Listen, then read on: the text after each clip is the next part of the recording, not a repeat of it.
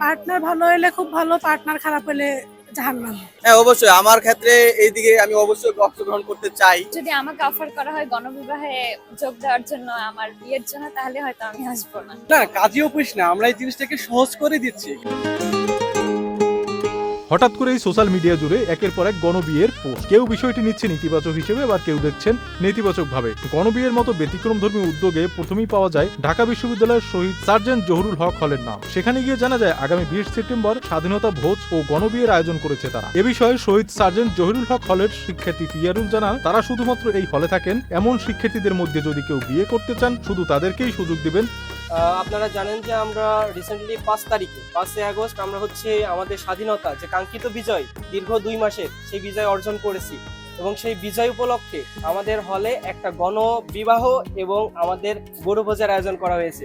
এবং এটা আপনারা সবাই জানেন যে ইতিমধ্যে প্রত্যেকটা অনলাইন প্ল্যাটফর্মে এটা ছড়িয়ে পড়ছে।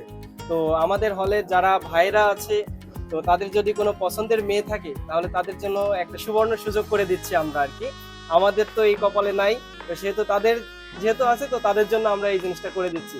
তো আমাদের ভাইদের জন্য আমরা হচ্ছে আমাদের এই গণবিবাহের আয়োজনটা করছি, এবং আমাদের যে স্বাধীনতা অর্জন করছি এটার জন্য আমাদের একটা ভোজন হবে আর কি। একদম আমাদের হলের প্রথম থেকে শেষ পর্যন্ত যারা আছে তাদের সবাই এখানে উপস্থিত থাকবে। তো এই হচ্ছে 20 তারিখের মূলত আমাদের হচ্ছে আয়োজন। গরু কেনার কার্যক্রম শুরু হয়েছে, দেখা দেখি চলতেছে আর কি। যেখানে সব থেকে ভালো মানের সব থেকে ভালো গরুটা পাওয়া যাবে সেই গরুটাই আশা করি আমাদের হলের জন্য নিয়ে আসা হবে। এই প্ল্যানটা হচ্ছে আর কি, আমরা দীর্ঘদিন ধরে দেখছি যে হচ্ছে আমাদের মানে সবাই হচ্ছে একটা দীর্ঘশ্বাস থেকে উঠছে। তো ভাবলাম যে হচ্ছে একটা আনন্দমূলক একটা আয়োজন করা হোক। তো আমরা হচ্ছে সবাই ভেবেচিন্তে একটা আমাদের হলেরই একটা ছেলে সে বললো যে ভাই তাহলে হচ্ছে গণবিবাহের আয়োজন করা যায়। তো এর ফলে হচ্ছে আমাদের হলেরও একটা সুনাম হলো, আবার হচ্ছে আমাদের ব্র্যান্ডিংও হয়ে গেল।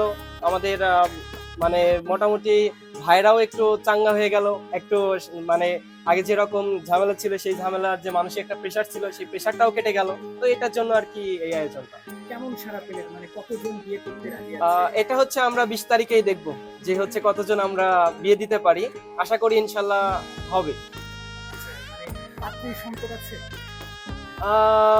হিউজ পরিমাণ পাত্রীর আর কি অফার আসতেছে, পাত্ররও অফার আসতেছে। তো সেটা হচ্ছে আমরা 20 তারিখেই ইনশাল্লাহ আপনাদেরকে দেখাবো। শুধু সিনিয়র নাকি আপনাদের মতো? এটা সবাই আমাদের হলে যারা ছিল ছেলে সবার জন্য এই সুযোগটা। এটা হলের ভেতরে শুধু আমাদের হলে যারা আছে তাদের জন্য। গণবিয়ে নিয়ে মতবিরোধ রয়েছে সাধারণ শিক্ষার্থীদের মাঝে। তারা কেউ বলছে পক্ষে, আবার কেউ বিপক্ষেও।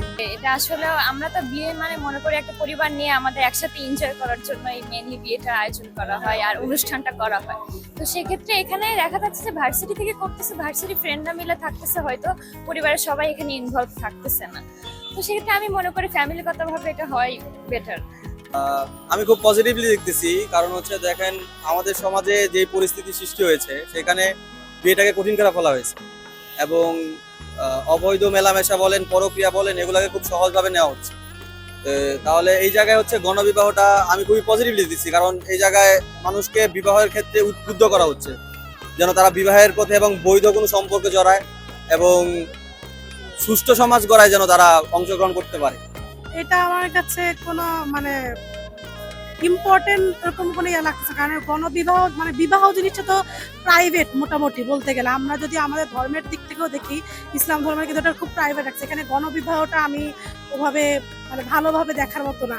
হ্যাঁ, ইতিমধ্যে আপনারা দেখতে পাচ্ছেন যে একটা ঢাকা বিশ্ববিদ্যালয়ের বিভিন্ন হলে আসলে এই ধরনের বিয়ের কার্যক্রমগুলো চালাচ্ছে। আমি এটা খুবই পজিটিভলি দেখি, কারণ হচ্ছে যে অনেক স্টুডেন্ট আছে আসলে বিয়ের বয়স পার হয়ে যাচ্ছে কিন্তু বিয়ের কথাগুলো আসলে বাসায় বলতে পারতেছে না। আর ইসলামের দিক থেকেও চিন্তা করলে দেখা গেছে যে সে একটা বয়স আসলে তাকে অবশ্যই বিয়ে করতেই হবে। সেই সাথে যদি আমি আরেকটা জিনিস যোগ করতে চাই, আসলে আমাদের সমাজ ব্যবস্থাটা কিন্তু আসলে বিয়েটাকে কঠিন করে ফেলতেছে। তো এত বড় একটা বিদ্যাপীঠ তারা যদি এই জিনিসটাকে করতেছে, তো আশপাশে এই জিনিসগুলোকে ছড়িয়ে যাবে, বিয়েটাকে অনেক সহজ হয়ে যাবে। আমি জানা গেছে বেশ কিছু বিশ্ববিদ্যালয়ে গণবিয়ের উদ্যোগ নিলেও পরে সেটা বন্ধ করে দিয়েছে।